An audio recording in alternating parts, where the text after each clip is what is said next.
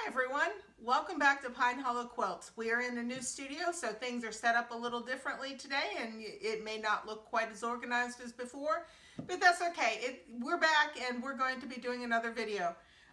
Today the video is going to be the Chimney Sweep block. It's got a couple of other names. This is an old block. I consider myself a traditional quilter, and this is very much a traditional block, and it's not hard. I don't have the measurements and stuff printed out for you, but I'm going to go through them slowly so that you can see them. Okay, to do this chimney sweep block, for the colored pieces, you're going to need two 2.5-inch squares. You're also going to need 6 2.5 by 4.5-inch rectangles. And I'll show you all of this written down in a few minutes. And then you will need 2 2.5 by 6.5-inch rectangles. And that's going to get you all of the colored pieces.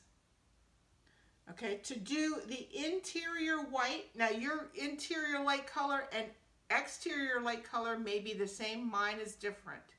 But the interior, you're going to do 2 of the 2.5-inch squares, and you're going to do 1 of the 2.5-inch by 6.5-inch rectangle. Like I said, I'll show you all of this in just a few minutes, but I wanted to get the layout down here. To do your setting triangles on the corners, you're going to need half square triangles, and they are going to be 2 3/8 inch squares, and you're going to cut them once on the diagonal. And then to get all of the inset ones, you're going to need 3 4 1/8 squares, and you're going to cut them diagonally both directions. This is a block that can easily be done with extra binding strips. If you try to use a jelly roll, you can, but you're going to need more than one jelly roll strip of the same color to do it, because it takes a strip, plus you'll need another 2.5 inches for a square that it's just not in the jelly roll. However, fat quarters and scraps, this works great for. Let me show you a close-up of the sizes that you need so that you can get a chance to write them down, and then I'm going to show you how to construct the block.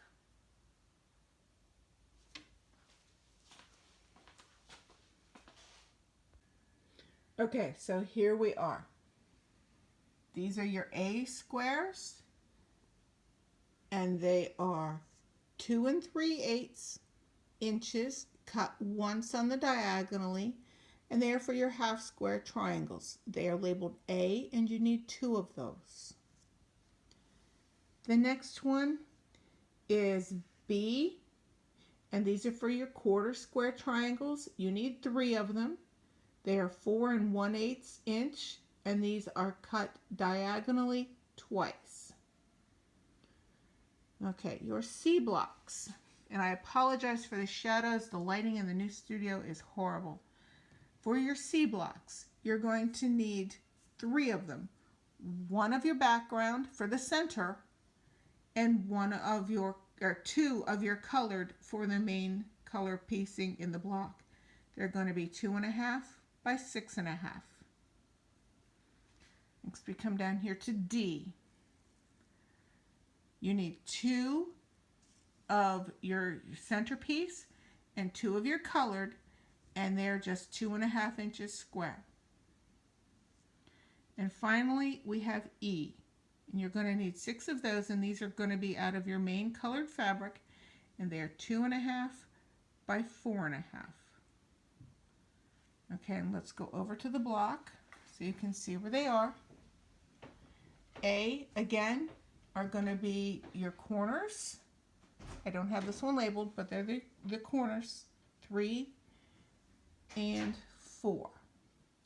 Okay, your B blocks, where you're cutting them diagonally twice, you're going to put along your edges. So you have 3 along each edge.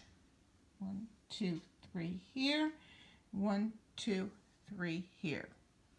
C is going to be, this is your single one of your interior color, usually a lighter one. And there's one up here that's your main color. And your other one down here. Okay, your D blocks. This is a D square. This is a D square. This is a D square. And this is a D square. So you need 4 of your colored ones.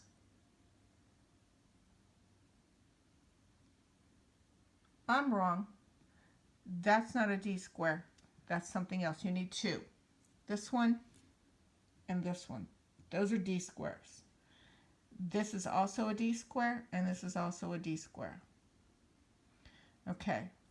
This and this and this are all E. E was the 2.5 by 4.5 inch rectangles. And then you have 3 over here. This is where I messed up. But these are the 4.5 rectangles. So you have 2 of the colored squares and 2 of the lighter squares. Let me rotate this a little bit. Like I said, I apologize for the lighting. I'm doing the best I can in the new studio.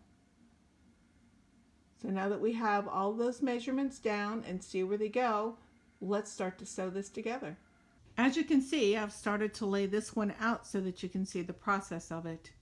This is a different fabric, so don't get confused, please. At the very top, I have the 2.5 inch square. Then next is the 6.5 inch rectangle. Then over here is the 4.5 inch rectangle, a center 2.5 inch square, a 4.5 inch rectangle. Over here is a 4.5 inch rectangle, 6.5 inch rectangle of the center color, and a 4.5 inch rectangle of the main color. Here's your other E 4.5 inch rectangle, 2.5 inch square, 4.5 inch rectangle. This is your other colored 6.5 inch rectangle, and then your 2.5 inch square. I've gone ahead and put the 4 half square triangles on the corners, and what I have left to do is to fill in these, which are your quarter square triangles, with these laying right here. So that's what I'm going to do right now. Please pardon my arms. And these are going to go in right into these corners, into these holes. Now, like I said, mine do not match my center fabric. If you have big enough scraps or you want to use some plain yardage on that, that's fine. These 1/4 inch triangles are actually muslin, whereas the center of my block is I don't know what it is, but it's definitely a quilter's cotton. It might be a grunge, I don't know. I just don't remember what it is. It's one of those I've had in my stash a while. So now you can see, despite my arm, you probably can't see, but you can see how this is coming together and how it's going to look on a first layout. And there you have that. Now I'm going to take you over to the sewing machine, and I'm going to show you the best way that I have found to start putting this block together. Okay, now here we are at the sewing machine, and we're going to start sewing these together. I'm going to show you the easiest way that I've found to do it, and we're going to start with the edges, the corners, not the edges. We're going to take the blocks, we're going to do these one at a time, but we're going to take the square and we're going to fold it in half, and we are going to finger press it just a little past halfway. And that is so that when you line up your triangle, line up the edge first, you can line up your point with your fold line and know that your triangle is perfectly in the center of the square. And you can jimmy it around there a little bit, make sure your edges are still lined up, and then take it to the machine and sew it down.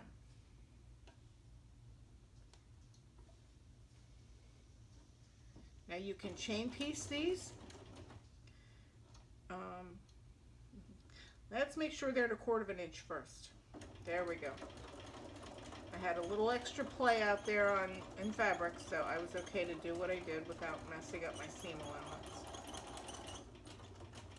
Okay, I'm going to go ahead and chain piece these and keep them together. My fabric is non-directional, so it's not going to really matter. Again, the other square at the bottom down here, finger pressing so that I can see my line. You can't see it, but I can see it. And you'll be able to see yours too once you're doing them. Line up your edges. Find your center. There we go. Take this one over and stitch it down.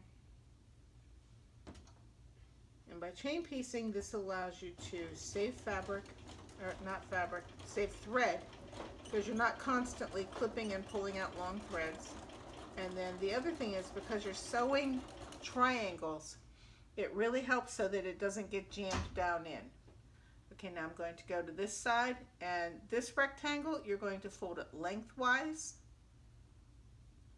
because we're putting it on the end. And then you're going to give it a little crease in there. Open it up. There's your crease right there. I don't know if you can see it on camera or not. And then I'm going to line up my edges. Like I said, because this is non-directional fabric that I'm using, it doesn't matter which end I put it on. Pretty well lined up. I'm gonna stick it in there. Do my 1/4 inch.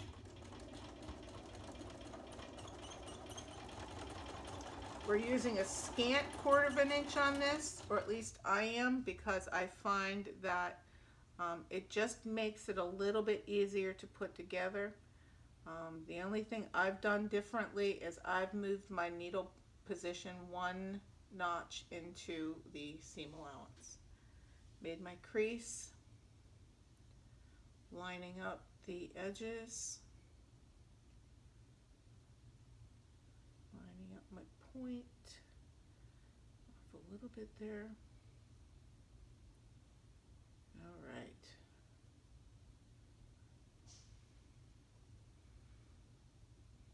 Now, if your cutting table and your sewing table are not in the same spot, you might want to make sure you've got either room on your sewing table to lay this out, or like I did, I laid it on a smaller cutting mat that was easily transferable from my cutting space over to my sewing space. And it saved me a hassle of trying to move it piece by piece, because there are a lot. Okay, so I'm going to clip it because I chain piece these. Okay, get rid of these thread tails. So then what I'm going to do, I have a little pressing station right over here to my side. I'm going to set my seam, and then I'm going to open them up. And unfortunately, well, I don't know whether it matters or not, but it's going to get pressed towards the lighter side, and that's going to make it easier with construction. So let me press these real quick. I hope you're sewing along with me. I did have some new subscribers this week to the YouTube channel, so thank you for that. Thank you for following along with Pine Hollow Quilts to see what we come up with next. I am getting very interested in showing you how to do some of the more traditional blocks that don't get used very much anymore. maybe because they're forgotten about, or you know, because there are a lot of quilt blocks out there. So what I'm going to focus on over the next few videos is to pull some of those out and show you how to use your scraps or your pre-cuts to do some traditional blocks that you might find interesting. Now you can see these have the dog ears on them as I'm placing them down. Don't worry about these dog ears here and here. Each one of them has them. They'll get trimmed off at a later point. Okay, so that's the corners. The next step is going to be to start building your rows. So you're going to take this one up here and you're going to add your rows to it. First that one, your corners, and then this one. So you'll have this put together and this put together, so it'll look like that. And then you're going to build the next row. Put this in and attach it. You're going to attach this one on and just keep building your rows. When you get done here, put your end on. Come in here, put your centerpiece on, the next 4.5 inch rectangle, and then your end piece. So just keep building your rows at this point in time. And I'm going to clear this off, reset the camera, and I'm going to show you how to put the rows together. It's very simple.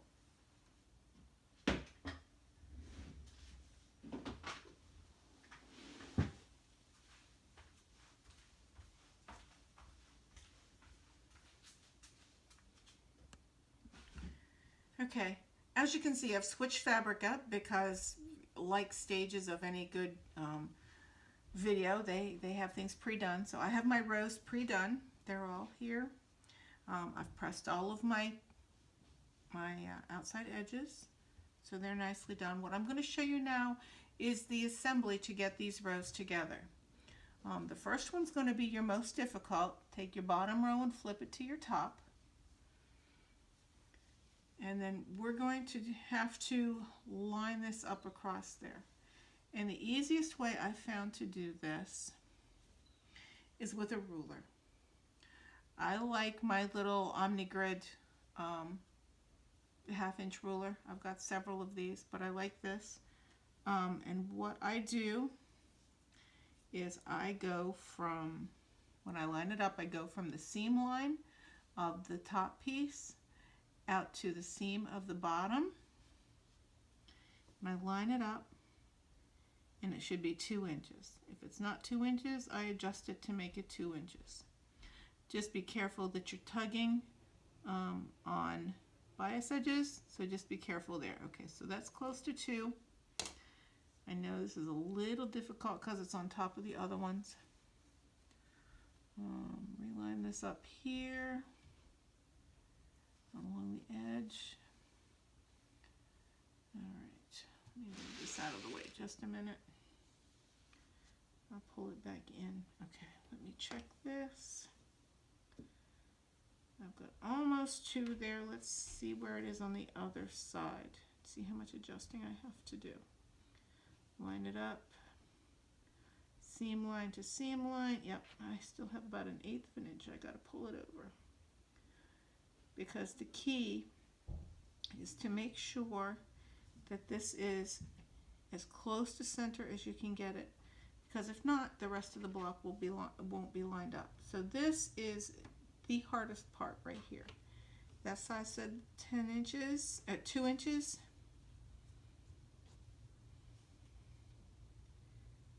And this side is 2 inches. So let me see if I can pick this up and show you exactly where it is. The edge of my ruler is right on that stitching line, and my 2 inch line is on the seam line underneath, and it is 2 inches. It'll say 2 inches on both sides. That's how you know that your pieces are centered and ready to stitch down. Okay, and this is going to be the hardest one, but once you get this one lined up, everything else is going to fall right in. So let's get this stitched down before something comes loose.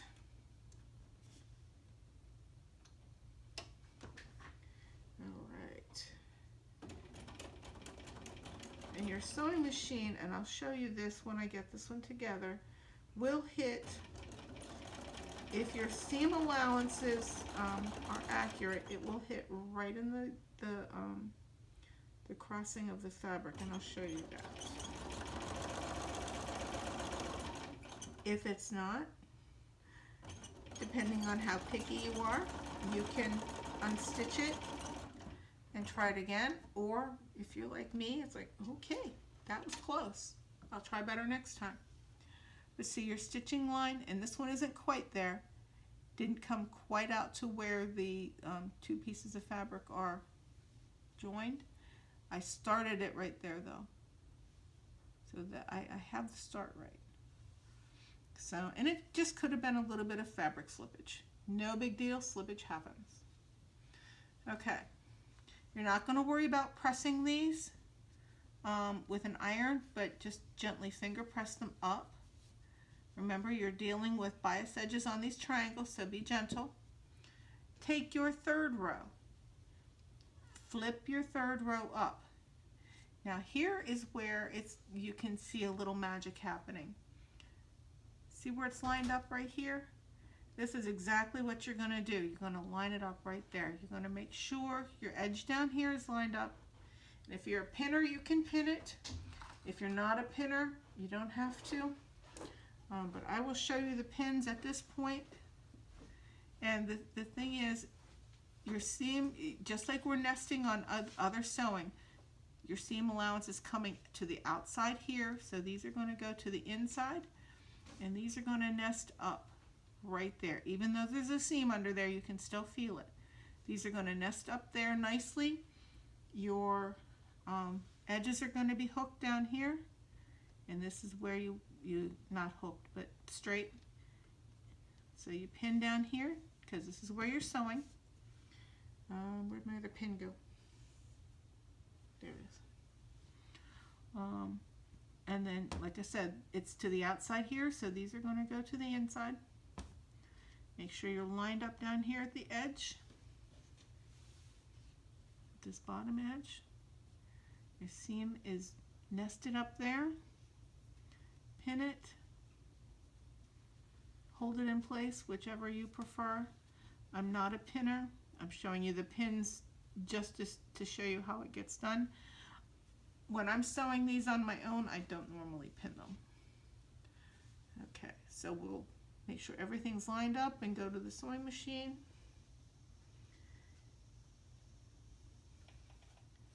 You have those pins there to help you keep it lined up a little better.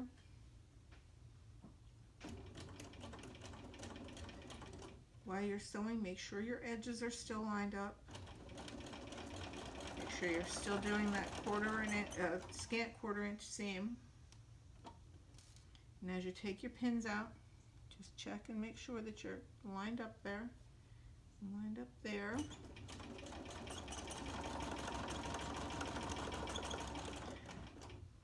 Make sure you tack down that one before you head over to the next one. Okay, these are going to go in. Pull my pin out. You can tell I'm not a pinner because that was difficult for me to get out. I should have put it in a different direction. Okay, those are nested. I'm at the edge. Alright, that seam has been tacked down, so now I'm going to just straighten everything else out and finish it off.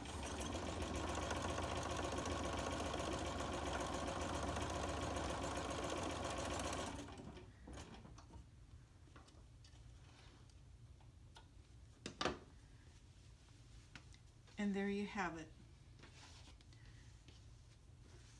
Again, just gently press up.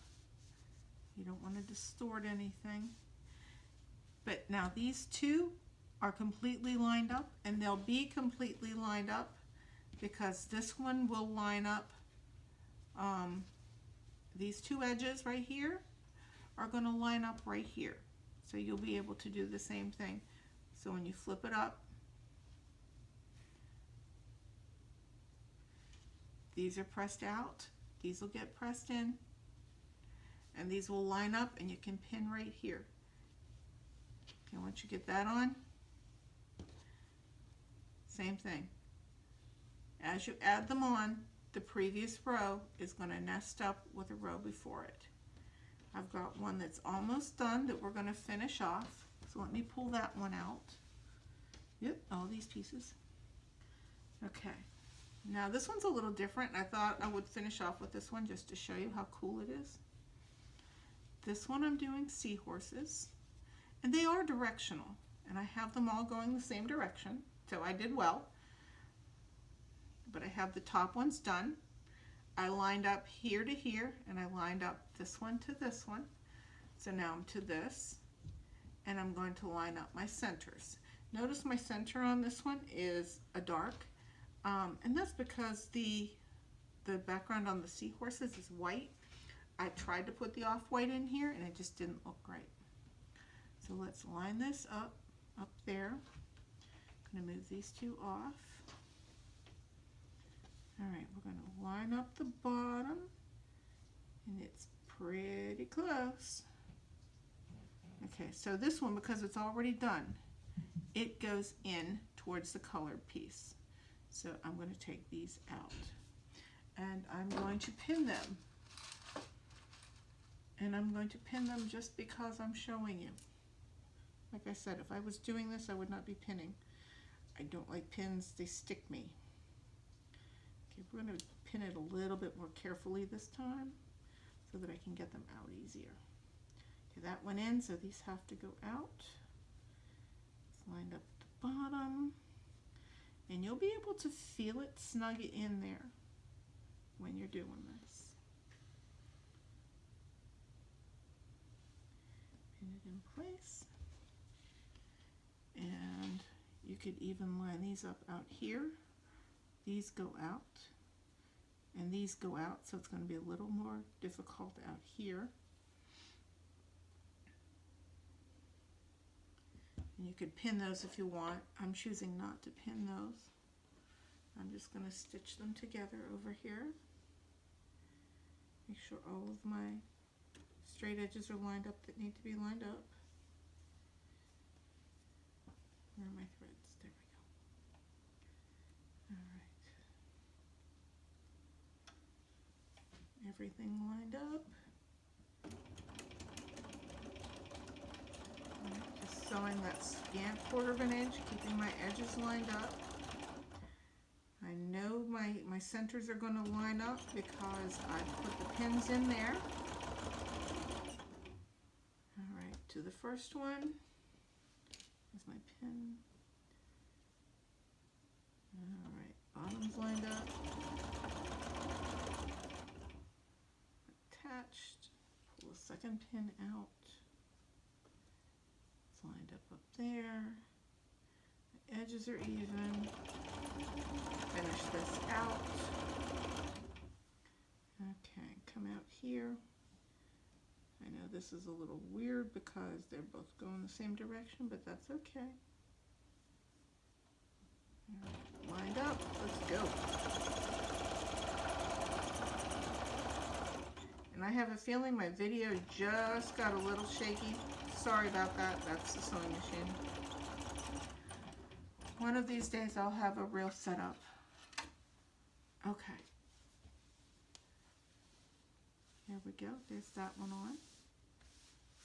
All right, let's line that next one up. Remember where I said I was going to line this one up? I'm going to line it up with this one up here. So we're going to line the edges up down here. Get it almost into position. These, I'm going to check. These seam allowances go in towards the center, so these ones are going to go out exactly where they are. And that's the good thing about pressing your corners as you get them on. I pressed the points, and I went ahead and pressed the edges when I put them on too. And that just makes it easier, and all of these line up so good. All right. It's lined up there, lined up there. We are almost done with the chimney sweep block. All right, let's get this going. Make sure my edges are straight. when you get to the end and you're ready to square this block up, if you've kept everything straight the way, as best you can, it should square up at 12 inches. Which means if you're going to put it into a quilt or a bigger, a smaller wall hanging, I guess I should say, the blocks inside the finished product will be 11 and a half. And that is just so that it's easier for us to use our pre-cuts with and our scraps. Almost done. Alright. I hope this isn't too boring for you. It's just my sewing. But I want to make sure you can see how to get them lined up. And I want you to see how we finish the last piece so that we can have a whole block. Okay, there we go.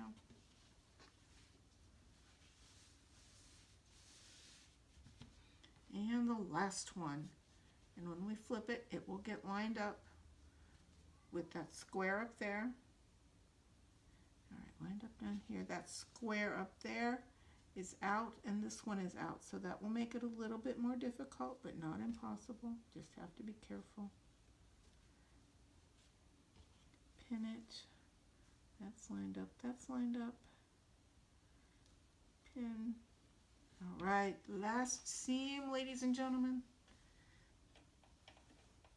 I really like this seahorse block, especially with the center the way it is, with the darker center. Wasn't too sure about it until I put it together.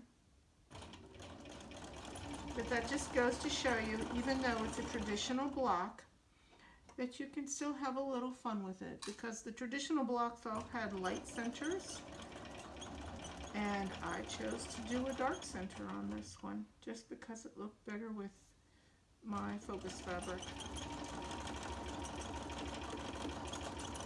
And we're done. There's the last one, and there's the block. Let me turn it around the right way for you. So all my seahorses are going the same direction. I did well with this one. Make sure you press it. We want all these seams going in one direction. It makes it easiest. And once you get it pressed, then go ahead and trim off your dog ears. Like I said, it should square up to 12 inches square. Thank you for joining us here at Pine Hollow Quilts for the Chimney Sweep block.